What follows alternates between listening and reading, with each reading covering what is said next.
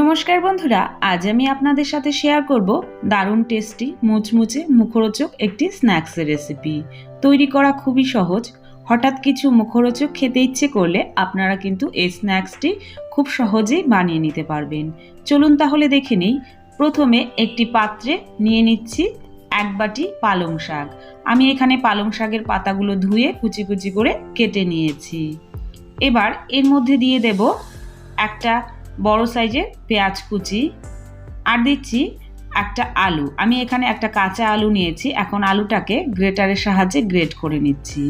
আপনারা চাইলে কিন্তু এখানে সেদ্ধ আলু ব্যবহার করতে পারবেন। এবার এর মধ্যে দিয়ে দিচ্ছি স্বাদ মতো নুন। নুনটা দেওয়ার পর সমস্ত কিছু খুব ভালো করে হাত দিয়ে মেখে নিচ্ছি।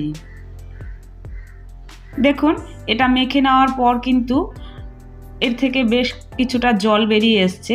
এখন আমি এর মধ্যে দিয়ে দেব এক বাটি ধনেপাতা কুচি, দুটো কাঁচা লঙ্কা কুচি, দিয়ে দিচ্ছি 1 টেবিল চামচ আদাটাকে আমি গ্রেট করে নিয়েছি, 1 টিস্পুন গোটা জিরে, 1 টিস্পুন ধনে গুঁড়ো, হাফ টিস্পুন লাল লঙ্কার গুঁড়ো, হাফ টিস্পুন চাট মশলা, আর দিচ্ছি হাফ টিস্পুন ম্যাগি মশলা, হাফ টিস্পুন হলুদ গুঁড়ো, দিয়ে দিচ্ছি 3 টেবিল চামচ চালের গুঁড়ো।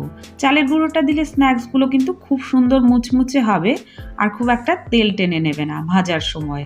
দিয়ে দিচ্ছি 3 টেবিল চামচ বেসন আর চালের গুঁড়োটা কিন্তু একই রকমভাবে সমান সমান করে দিতে হবে। এবার সব কিছু খুব ভালো করে মিশিয়ে মেখে নিচ্ছি। দেখুন, এখানে মাখা হয়ে গিয়েছে।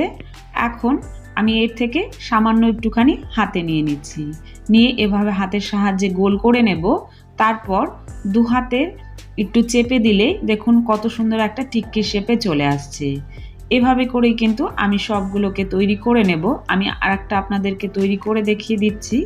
আর যারা পালং শাক খেতে পছন্দ করে না, বিশেষ করে বাচ্চারা, তাদেরকে যদি এভাবে বানিয়ে দেওয়া যায় তারা কিন্তু খুব মজা করে এটা খেয়ে নেবে। বাড়িতে অবশ্যই একবার তৈরি করে দেখবেন। দেখুন, সবগুলো তৈরি করে নিয়েছি। এবার এগুলোকে ভেজে নেব। তার জন্য গ্যাসে একটি ফ্রাই প্যানে তেল গরম হতে বসিয়ে দিয়েছি। এবার তেলটা খুব ভালো করে গরম করে নেব।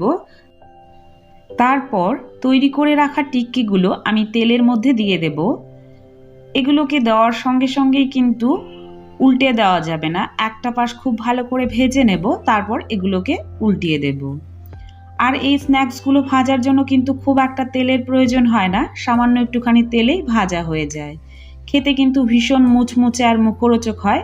বাড়িতে অবশ্যই একবার তৈরি করে দেখবেন।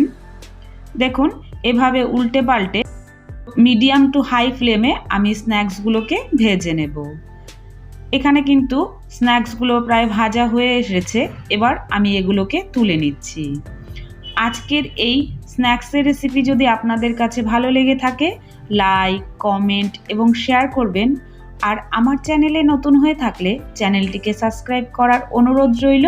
ভিডিওটি সম্পূর্ণ দেখার জন্য অসংখ্য ধন্যবাদ। ভালো থাকবেন, সুস্থ থাকবেন।